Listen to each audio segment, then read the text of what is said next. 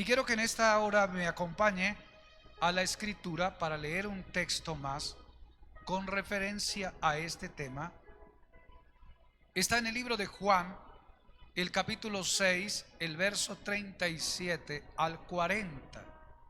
Allí una tremenda expresión del Señor en una de las tantas referencias que Él hacía con respecto a sí mismo. Pero en estos versos nos desató una tremenda verdad que usted la necesita hoy conocer o reflexionar o recordar para ser bendecido. ¿Cuántos necesitan más bendición? Solo dos. ¿Cuántos necesitan más bendición? Mira lo que dice la escritura. Todo lo que el Padre me da vendrá a mí, y al que a mí viene no le echo fuera, porque he descendido del cielo no para hacer mi voluntad, sino la voluntad del que me envió. Y esta es la voluntad del Padre. ¿Cuál? El Padre que me envió, que de todo lo que me diere no pierda yo nada, sino que lo resucite en el día postrero. Y esta es la voluntad del que me ha enviado, que todo aquel que ve al Hijo y cree en Él tenga vida eterna, y yo le resucite en el día postrero. ¿Cuántos dicen amén a eso? Vamos, aplauda la palabra del Señor en esta hora.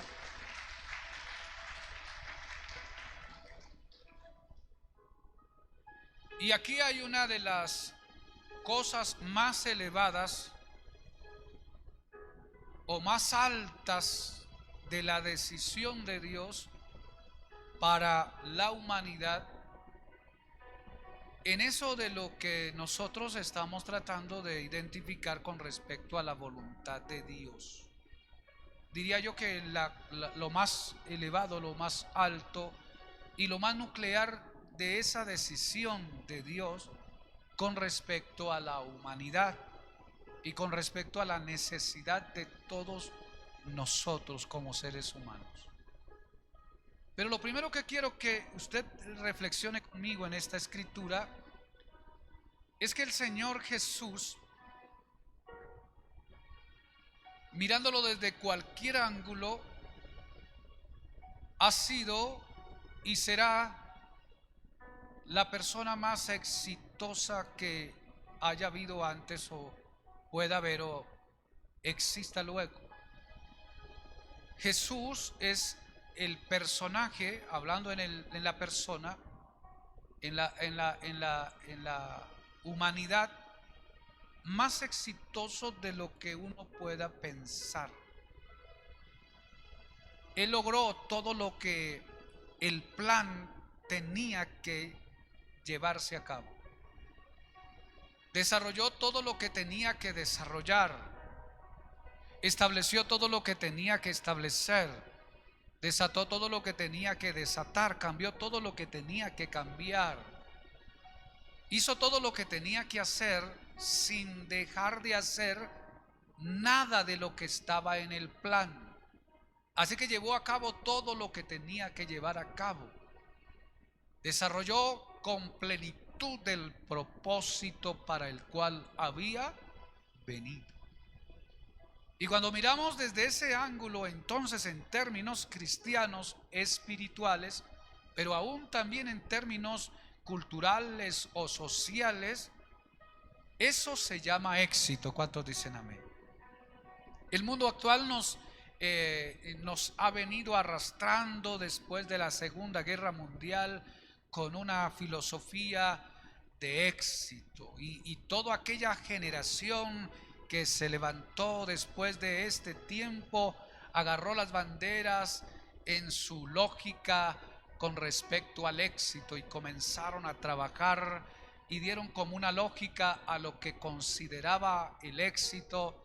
Y entonces desde ahí las generaciones que han venido han perseguido el éxito, y usted oye hablar del éxito en las empresas, éxito del emprendimiento, éxito en el desarrollo académico, y como que todos perseguimos eso que hemos determinado o asignado a eso que pensamos es el éxito en cierto sentido. Y aunque tenga algo de coherencia con respecto a lo que se ha establecido en el tema de la lógica de nuestras sociedades, en un sentido espiritual y con respecto al propósito de todos los personajes habidos y por haber, cuando uno mira la historia del Señor Jesús, es una historia exitosa. ¿Cuántos dicen amén? Nuestro Señor Jesús es el personaje más exitoso que haya existido en la tierra. Y entonces cuando uno ve personajes así, y cuando otros han superado y otros han logrado, han hecho lo que han planeado o lo que han deseado y han alcanzado esa cima alta, entonces uno como que en su competencia y en su localidad o en su realidad, algunos son incalzables para uno. Uno dice, yo no podré hacer lo que aquel ha hecho. Y entonces aquellas personas que en algún sentido han logrado cosas, escalar en sus posiciones, entonces a veces se vuelven referentes para otros. Y en otros sentidos de personas se vuelven admirados, se vuelven famosos, se vuelven reconocidos. Y claro, porque nuestra lógica reconocemos, exaltamos, valoramos aquellos que hacen más, por lo menos en nuestras ideas, que los otros. Y hacia esos como que los percibimos y de alguna manera nos inspiramos. Ahora, todos aquellos que hayan habido en este planeta Tierra habrán logrado cosas y hazañas importantes a las cuales nosotros reconocemos y a las cuales nosotros también hoy somos beneficiados. Pero en un sentido como integral, Jesús de Nazaret, ¿cuántos dicen amén a eso? Cristo es uno de los prototipos más exitosos, es una de las personas más exitosas en la tierra, en el planeta Tierra. ¿Por qué, pastor? Porque Jesús no vivió sino 33 años y algo según los historiadores. Algunos 33 años y algo estuvo el Señor en el planeta. Activo en la operación y en el trabajo de la asignación que recibió en el campo ministerial, 3 años y medio, según los registros de la historia del Señor. En 3 años y medio. Piense para usted que son 3 años y medio para el trabajo y el desarrollo. Piense para lo que usted está haciendo, cuánto tiempo lleva haciendo lo que está haciendo. Y entonces luego comienzas a medir el resultado que tienes y que he logrado en este año, que he logrado en estos 2 años, que he logrado en estos 5 años, que he logrado en estos 10 años. Imagínese, nosotros ya superamos a Cristo en edad largo.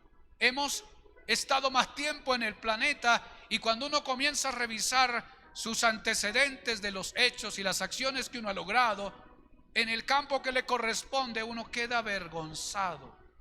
Esto en el sentido de ilustrar que se necesita tiempo para poder desarrollar las cosas, pero se necesita efectividad para hacer cosas que trasciendan en la vida. Ahora, imagínese ese trabajo del Señor. En 3 años y medio establece el mensaje del reino de los cielos en la tierra. ¿Cuántos dicen amén a eso? Estableció el mensaje, estableció el fundamento, cumplió el plan, partió la era en 2, cambió. Hoy en todos los ambientes históricos, cuando uno va a pensar en la historia, está la referencia antes de Cristo y después de Cristo. ¿Cuánto tiempo le tomó para hacer esto? Diga conmigo, 3 años y medio. Y lo logró. En 3 años y medio logra partir la historia en dos, por lo menos en lo que podemos nosotros entender en los campos históricos de nuestro tiempo. Parte la era en dos. En 3 años y medio del ejercicio del trabajo logra resolver un problema que había causado Adán en el Edén y que era un problema milenario en la humanidad, pero también en la espiritualidad, en lo natural y en lo sobrenatural. Él ordena en esos 3 años y medio aquello que se había descuadrado en un día o en un tiempo y que ya llevaba años sin poder resolverse. Lo resolvió en esos 3 años y medio. Pudo lograrlo, pudo llevarlo a plenitud. Lo que quiero decir acá es que esa acción, esa tarea, esa labor requería de una ejecución minuciosa, pero fue entregada en la persona del Señor Jesús y requería de tal manera una práctica constante y eficiente en lo que se había encomendado para poder lograrlo. Ahora la pregunta es, si pensamos en lo suyo y en lo mío y en lo que estamos haciendo, la pregunta es, ¿por qué no estamos logrando? ¿Por qué no estamos pudiendo desarrollar? ¿Por qué no estamos logrando el desarrollo, el crecimiento, la libertad, la paz, la tranquilidad? ¿Por qué no estamos logrando ese cambio del cual estamos anhelando, estamos buscando? ¿Qué nos está haciendo falta? Y cuando uno comienza a echar números y a hacer diagnósticos y a revisar, entonces se encuentra que a uno le hace falta algo, me está haciendo falta algo que no tengo para poder desarrollar o algo que no estoy llevando a cabo para poder lograr el resultado en esa competencia. El punto acá de lo que quiero decir es que para poder lograr las cosas se necesitan hacerlas de la manera correcta. ¿Cuántos dicen amén? Necesitamos llevar a cabo las tareas de la manera precisa. Necesitamos ejecutar las tareas de la manera que está establecida y de la manera que funciona. Entonces la pregunta es, ¿qué estás haciendo con tu vida y cómo estás administrando tu vida? ¿Por qué estás en esa condición? ¿Por qué no has podido salir de la realidad en la que estás para establecerte en el lugar donde Dios quiere y tú anhelas y tú deseas? Ahora, pensando en esto, entonces, ¿cuál fue el secreto de Jesús? ¿Cuál fue el secreto? Porque uno busca el secreto. ¿Dónde está el secreto? ¿Cómo lo has hecho? ¿Cómo lo has logrado? Y entonces aquí surgen los gurús para poder establecer y darle a uno todas las pautas necesarias. Y ahora tenemos los coaches tratando de decirnos a nosotros qué es lo que tengo que hacer, qué es lo que no tengo que hacer para que pueda lograr mis objetivos. ¿Quién está monitoreando al Señor? ¿Quién está haciendo el coach con el Señor? ¿Quién está influenciando al Señor? ¿Y qué es lo que el Señor está haciendo para que todo lo que está haciendo le salga bien? ¿Qué es lo que el Señor desarrolla? Entonces el texto nos muestra cuál es el principio que Él estableció, por lo menos en el 100% hombre, o incluso aún en ese 100% Dios que le dio la oportunidad de venir para humanarse. Pero el secreto para poder lograr lo que Él logró está declarado en esta expresión del texto que hemos leído. Dice, porque he descendido del cielo no para hacer mi voluntad, sino la voluntad del que me envió, y esa voluntad es la del Padre. ¿Cuántos dicen amén a eso? ¿Cuántos pueden aplaudir a Cristo?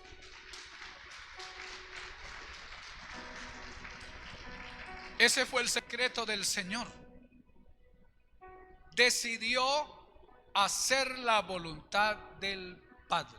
Y note acá, porque Él dice, yo he descendido del cielo, pero no descendí del cielo para hacer mi voluntad, sino la voluntad del que me envió. Lo que Jesús está diciendo es que Él tiene también competencia en su capacidad de voluntad.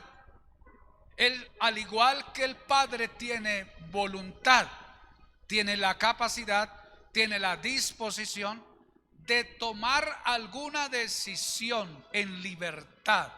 Él puede ejecutar cosas, hacer cosas, decidir cosas, accionar cosas. Él lo puede hacer porque tiene la competencia. Su voluntad puede determinar, pero en esta competencia de la tarea, Él dice: yo no estoy aquí para hacer mi voluntad, sino la voluntad del Padre. Ahí estaba el secreto. El secreto de Jesús es eso. Además de ser Dios, además de ser el Hijo de Dios, de ser la deidad humanada en el Hijo de Dios, tener el poder en el hombre, Él decide rendir sus derechos, rendir su voluntad a la voluntad del Padre. Es apagarla en un sentido no de eliminarla o aislarla, sino en un sentido de alinear la voluntad de Él a la voluntad del Padre. ¿Cuántos dicen amén? Ahora usted y yo tenemos esta virtud, tenemos esta competencia, y esa competencia milagrosa, poderosa, establecida por aquel que tiene voluntad, el Padre, y por aquel que tiene voluntad decidió en su voluntad darle voluntad a aquellos a los cuales Él creó, por lo menos a los seres racionales, y les dio la competencia de la voluntad, aquella capacidad de poder tener noción por lo menos en dos cosas, y luego desde esa plataforma emprender una decisión o una acción. Todos lo tenemos. Usted tiene voluntad. ¿Cuántos dicen amén a eso? Tenemos esa voluntad para luego poder desarrollarnos en la expedición de esta vida. ¿Qué decidimos hacer? Y entonces usted está allí y usted está aquí porque ha desarrollado su voluntad.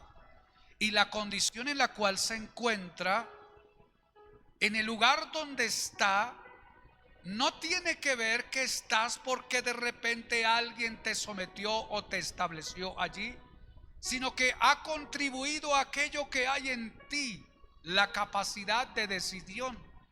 Y has llegado a donde tus decisiones, bien o mal, te han traído. Hoy estás en el lugar que quizás has tenido que decidir para estar. Estás en la condición hoy en la cual te encuentras porque de alguna manera, directa o indirecta, tu voluntad ha tenido que ver.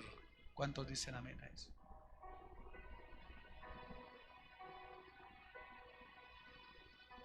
Pero ahora en el reino, ahora en Cristo,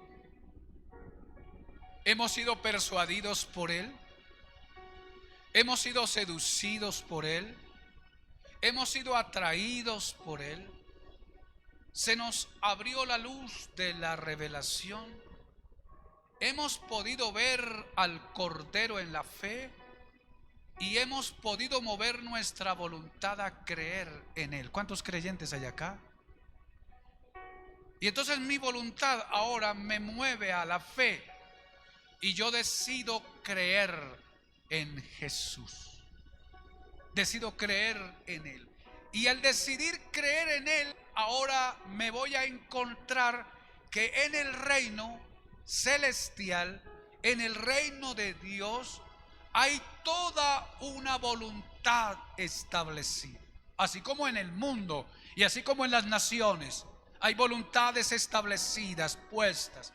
Ahora en el reino vengo para poder alinearme a esa voluntad del Padre. Y dentro de esa voluntad del Padre poder operar en los días que corresponda mi existencia. Pero dentro de esa preferencia el Padre aún determina y decide dejar que la voluntad de aquellos que vienen para estar con Él accione, sí o no, hacia lo que Él estableció. El hecho acá es que el Señor muestra que Él en la vida natural que recibe, en la tarea que tiene que llevar a cabo, Él decide no hacer lo que Él considera que debe hacer, lo que Él piensa que debe hacer, o lo que otro pueda influenciar a Él que debe hacer, sino que Él se enfoca en la voluntad del Padre y dice: yo estoy claro, estoy consciente que no he venido para hacer mi voluntad, sino la voluntad de Él. ¿Cuántos dicen amén a eso? Sí, aplauda a Cristo. Vengo a hacer su voluntad. Su voluntad. Y entonces nosotros los seres humanos hemos bregado en la historia con respecto a eso. Y entonces nos hemos sentido sometidos, esclavizados. Y entonces se nos dan ideas dentro de nuestras convivencias sociales de emancipación, de pelear por nuestras libertades, y llevamos la bandera de la libertad y comenzamos a tener ideales libertarios, porque en algún momento dado dentro de la historia, en nuestros antepasados han sufrido opresión como esclavitud y todo aquello que usted conoce del ambiente histórico. Pero en esas competencias, cuando las personas quieren imponer su voluntad para que otros se sometan a ellas, en toda esa brega de la vida, entonces surgió el ambiente democrático. Y el ambiente de la democracia tiene en sus banderas esas ideas como la idea de la libertad, en el sentido democrático. Cada quien sea libre, se respeten sus derechos, se respeten sus libertades. Y dentro de esas libertades entonces la voluntad de todos. Y entonces entre todos luego comenzamos a decidir lo que nos conviene. Y en ese sentido establecemos leyes, constituciones en las repúblicas, cambiamos, reformamos y todo aquello. Pero luego entonces nos tenemos aún con esos acuerdos que someter a esas reglas, porque en la mayoría se decidió así. Es como el ideal o los ideales y las banderas del ambiente democrático. Pero luego cuando comienzas a reflexionar un poco más sobre este campo, encuentras que la decisión no la tomas realmente tú. Te dicen, te tenemos en cuenta, pero 10, 20, 100 o 50 se sientan y luego resuelven y nos imponen. Nos sometemos a eso y caminamos en eso. Pero más sin embargo, adentro llevamos esa idea como de hacer nuestra voluntad, y tenemos esos ideales como revolucionarios. Y hay como dentro de nosotros como ese sentido de la rebeldía, como que nos queremos rebelar a cosas, a lo que está establecido. Y es que después de la caída de allá de Adán y de Eva, donde había una voluntad, por lo menos en un sentido sano, limpio, puro, se contamina por causa de la desobediencia de él. Y entonces entra a la raza humana esa intención de emancipación, de independencia, que no es producto de Dios, sino producto de las tinieblas, y que de alguna manera tiene matices diabólicos. Entonces no me quiero someter y quiero hacer lo que yo quiero hacer. Pero la historia nos demuestra, y el aspecto de nuestras humanidades nos demuestra, que cuando usted piensa que se hace libre de la opresión de algo, lo único que hace es cambiar de algo. Y te vuelves a esclavizar en otro, aun sean en tus ideas revolucionarias o ideas libertarias que tengas.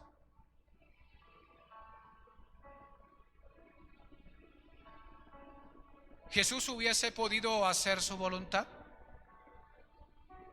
Claro que sí. ¿La desarrolló en el proceso? Claro que sí. Él tiene voluntad. Pero note acá que el asunto que comienza el texto es que el Padre le va a entregar al Hijo personas. Y Jesús comienza a hablar porque están hablando de que Él es el pan de vida.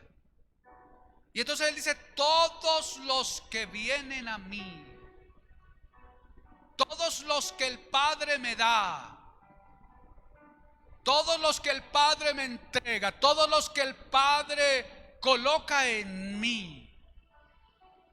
Está hablando de personas, está hablando de la humanidad, todos aquellos que el Padre me da. Lo que está diciendo Jesús, yo no los estoy tomando, yo no los estoy buscando, yo no los estoy trabajando, yo no los estoy consiguiendo. No. Es que el Padre me los da. El Padre me los entrega. Y todos los que el Padre me da, entonces aquí se abre el espectro para el ejercicio de la voluntad.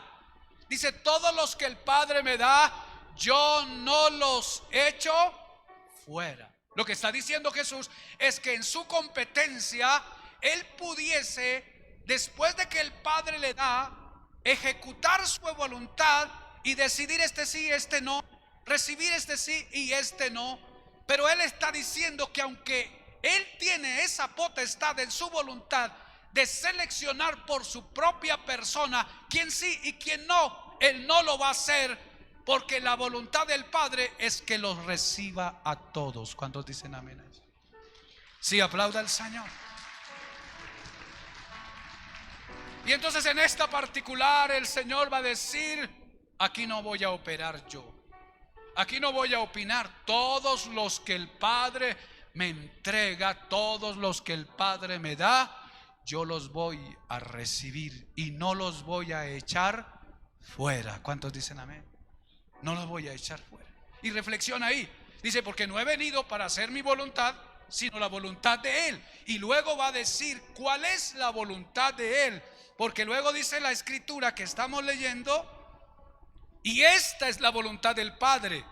¿Cuál es la voluntad del Padre? El que me envió, que de todo lo que me diere no pierda yo nada, sino que lo resucite en el día postrero. Esa es la voluntad del Padre. Todos los que te voy a entregar, amado hijo, no los vas a echar fuera, sino que los vas a cuidar y los vas a guardar y los vas a atesorar para que ellos no se pierdan. Y luego al final los vas a resucitar.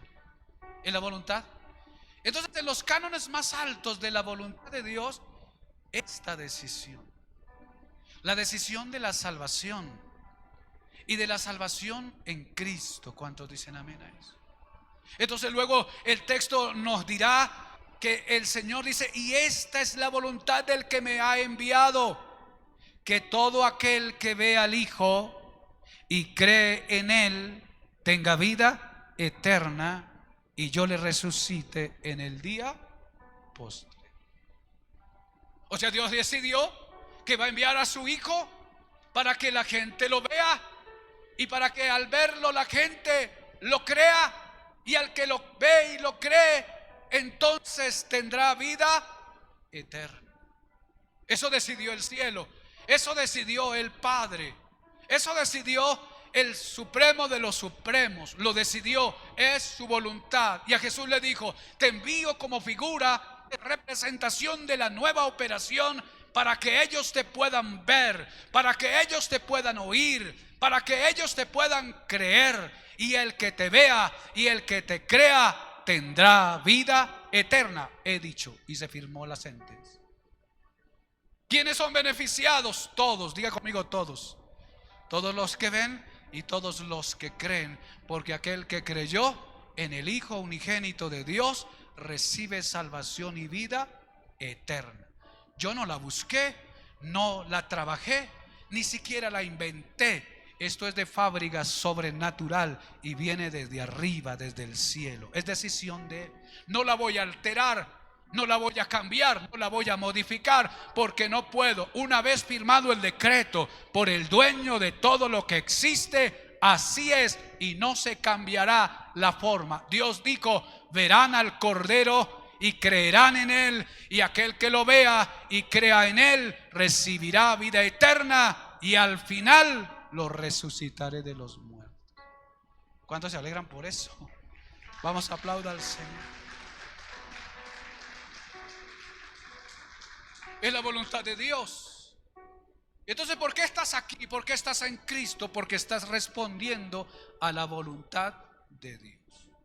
Estás en la voluntad de Dios porque has visto, por causa de la fe en el mensaje que has oído, a nuestro Salvador, y por causa de aquella operación y el poder de la palabra, la fe que necesitabas se despertó en tu corazón y has creído en el unigénito Hijo de Dios, que vino en la carne natural y humana a través de María, y que estuvo con nosotros, que predicó el evangelio del reino y nos enseñó todo lo que está escrito, por lo menos en los registros que tenemos, y murió allá en la cruz del Calvario por nuestros pecados y se entregó hasta la última gota de sangre, fue sepultado, pero resucitó al tercer día, y después de resucitado los 40 días en la manifestación en la tierra, los discípulos ascendió a la diestra del Padre para estar sentado al lado de Él,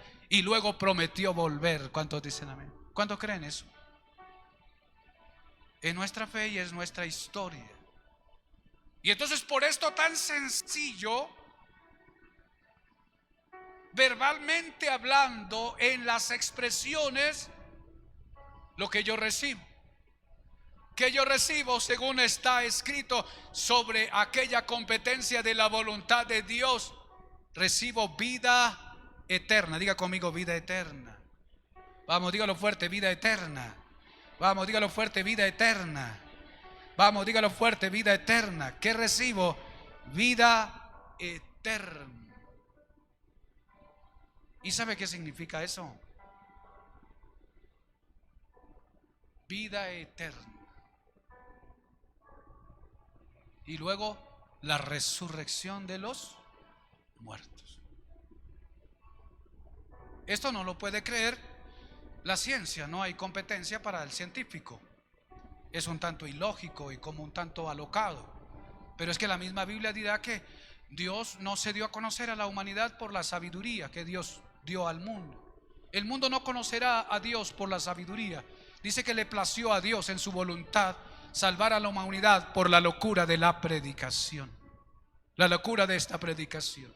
Entonces, desde allá hasta acá, un tanto de locos que han surgido a través de la historia con un mensaje así como estos han salido desde Jerusalén, Judea, Samaria y hasta lo último de la tierra, hablando este mismo mensaje, y este mismo mensaje nos alcanzó a nosotros, y por causa de este mensaje que nos alcanzó a nosotros, que habla de Jesús y de la obra de Jesús, de aquel protagonista, de aquel hombre exitoso, el más exitoso de la historia, entonces esta semilla llegó y mi voluntad se movió para creer en aquel que no vi. Pero la Biblia dice: bienaventurado aquel que no me vio, pero oyó y creyó en mí. Y por causa de esto entonces recibo salvación y vida eterna. Salvación, un tema que ya casi no se predica en nuestras iglesias, porque hemos tomado otras formas tratando de ayudar su comportamiento de vida, pero el tema central del evangelio es salvación y vida eterna. El tema nuclear del evangelio es eso: salvación y vida eterna. Pero entonces luego el filósofo y luego el científico dirán: pero no hay cómo comprobar todo esto. Y entonces dirán aquellos que se someten a esta regla, entonces lo establecieron en un sentido de dogmas y dicen: están atrapados en el dogma. Y algún filósofo diría, como la expresión de la caverna, la alegoría de la caverna, y dirá: esos pobres están entorpecidos y embrutecidos, su conciencia ha sido tomada y no pueden reflexionar, por lo tanto siguen como corderos al matadero. Diga conmigo: bienaventurado ese día. Vamos, dígalo fuerte: bienaventurado ese día. Porque encontramos el camino a la libertad. Jesús de Nazaret. Diga conmigo, Jesús de Nazaret.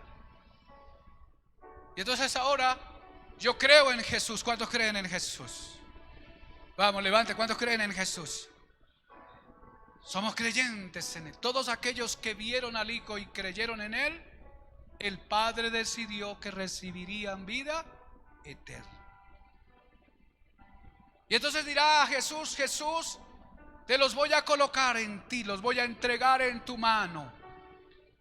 Y de los que yo te voy a entregar no vas a echar afuera a nadie, sino que los vas a recibir, porque mi voluntad es que de aquellos que yo te doy, ninguno se pierda, sino que estén vigentes, cuidados, guardados, y luego los resucitarás en el día postre, en el día final.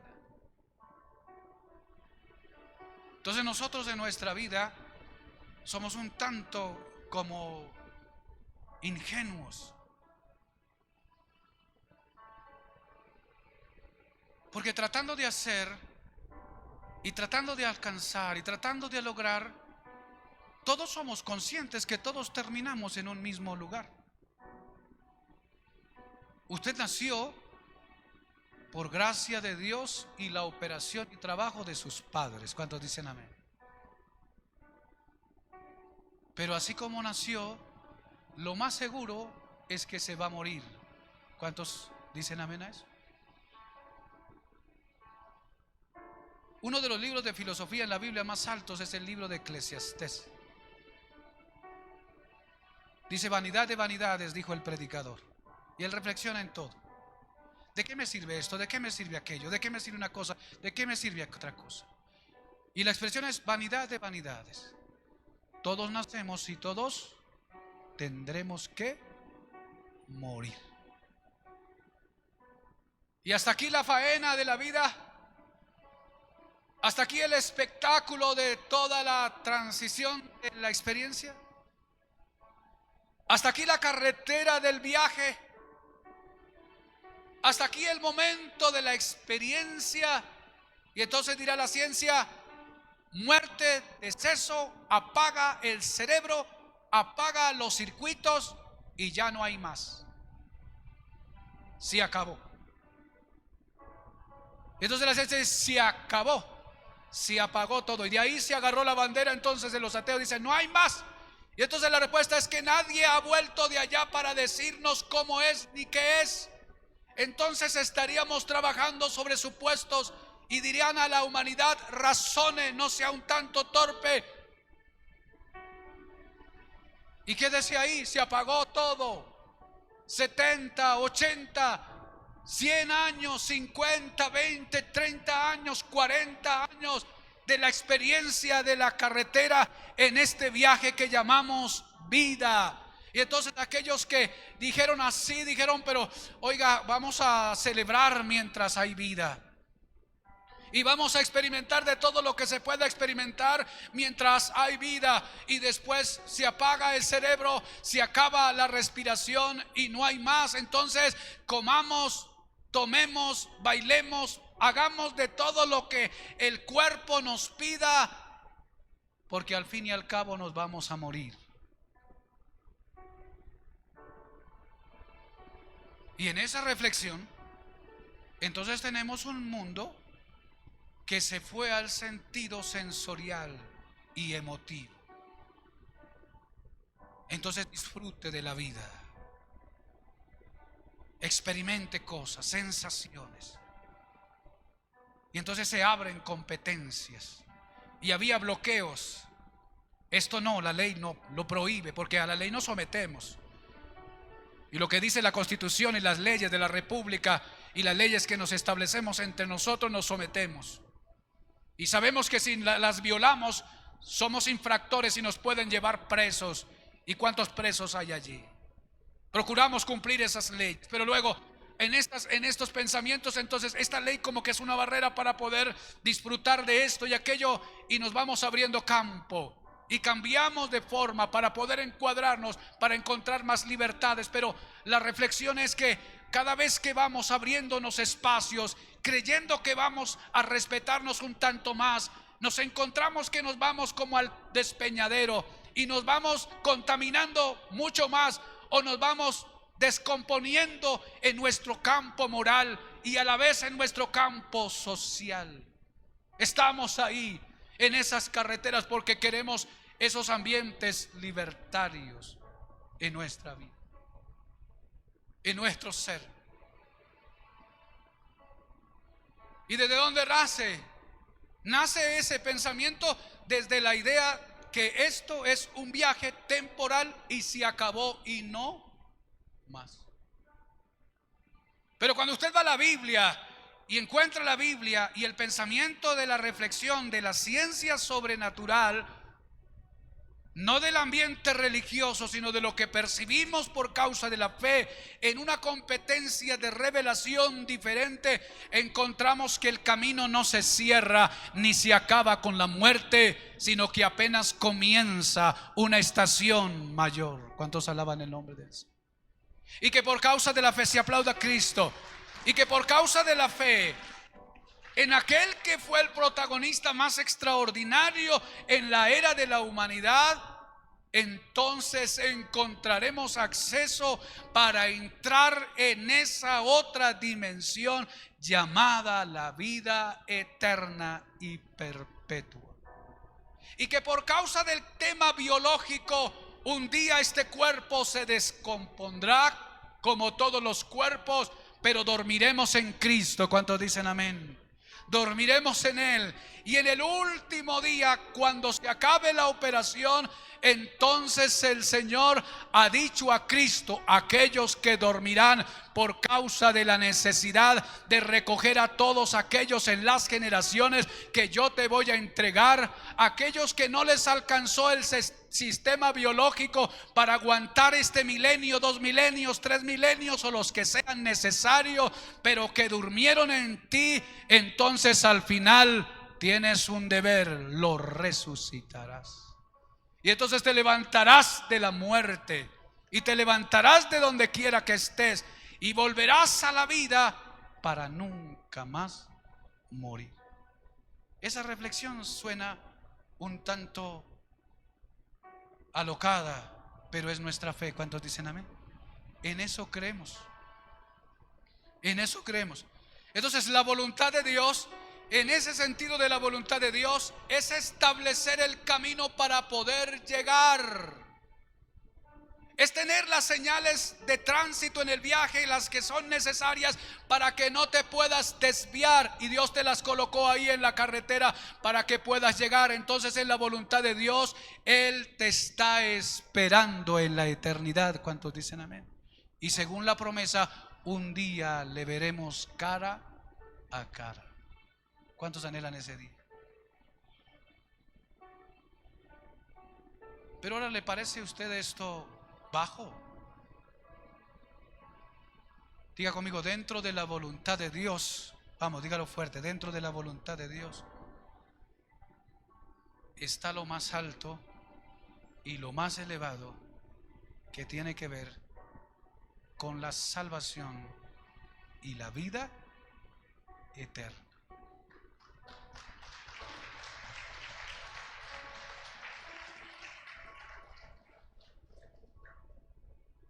Fue tanto el amor de Dios por la humanidad que nos creó un planeta llamado Tierra y un sistema solar y lo que haya en el espacio.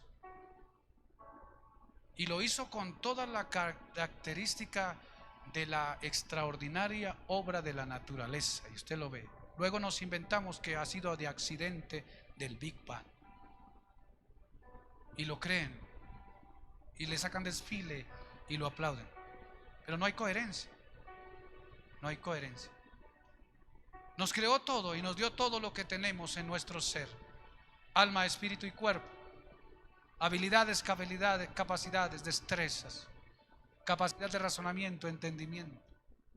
Y lo tenemos y nos experimentamos una vida que la disfrutes. Participar de una expedición de 40, 60, 80, 100 años. Y te entrego esto: ve al Edén, ve al mundo, conoce el océano, las montañas, los valles, las vegas, ríos, aves y toda la diversidad de fauna y flora que pueda haber en este planeta. Y ha aguantado para los que creemos en algún sentido desde el ambiente de la escritura 6.000 y 6.000 algo de años, para la ciencia millones de años. Ahí está. Y han pasado uno y otro. Pero como si no fuera suficiente todo este ambiente del espectro de una vida natural y de una vida biológica y una experiencia en esta humanidad de podernos comprender, entender, qué sé yo, enamorar, amar, odiar y todos estos campos sentimentales, el Padre dijo: eso no es suficiente para aquellos a los cuales yo he creado. Por lo tanto, les haré una habitación celestial. Y Jesús lo dijo: yo me voy, y mientras me voy a preparar lugar para vosotros. Porque a donde yo estoy, yo quiero que ustedes estén. Ese es el tema del reino y lo central de la voluntad de Dios en la operación de esta dispensación. ¿Quién es el invitado? Diga conmigo: la humanidad. ¿Cuál es la etiqueta para entrar? Diga conmigo: el Espíritu Santo. ¿Y cómo llega el Espíritu Santo a su vida y a su corazón? Viendo o oyendo el mensaje y creyendo en aquel que murió en la cruz y recibiéndolo en el corazón, y entonces ha salido de muerte a vida, de condenación a salvación, y hoy en Cristo tienes esta herencia. ¿Cuántos aplauden el nombre del Señor por eso? Y nadie me la va a robar, nadie me la va a quitar. El mundo puede mostrar una cosa, puede mostrar otra cosa. La filosofía y la idea humana puede decir, el diablo puede engañar y levantar, pero hay una verdad y la tenemos guardada y registrada en el corazón, porque esto va porque va. ¿Cuántos dicen amén? Y un día estaremos allí y nos veremos cara a cara. ¿Cuántos dicen amén? Pero no queremos ir solos, no queremos estar solos, porque esto no es para egoísta. Hay que llevar mi casa. Allá al carcelero se le dijo: cree en el Señor Jesús y serás salvo tú y tu casa. Entonces en la promesa está que no solo irás tú, sino que irá a tu casa. Cuando yo recibí al Señor hace varias décadas atrás, recibí a Cristo y recibí esta promesa y comencé a trabajar y no descansé hasta que toda mi casa, hablando de mis padres, hablando de mis hermanos, los que estaban en primera línea, recibieran a Cristo. Hice todo el esfuerzo a tal punto que mis padres ya no están presentes, pero partieron con Él. Mis hermanos y hermanas que están presentes, sobrinos y sobrinas, recibieron la palabra y en alguna congregación en la ciudad donde están, se congregan y aman al Señor. Colóquese de pie, por favor.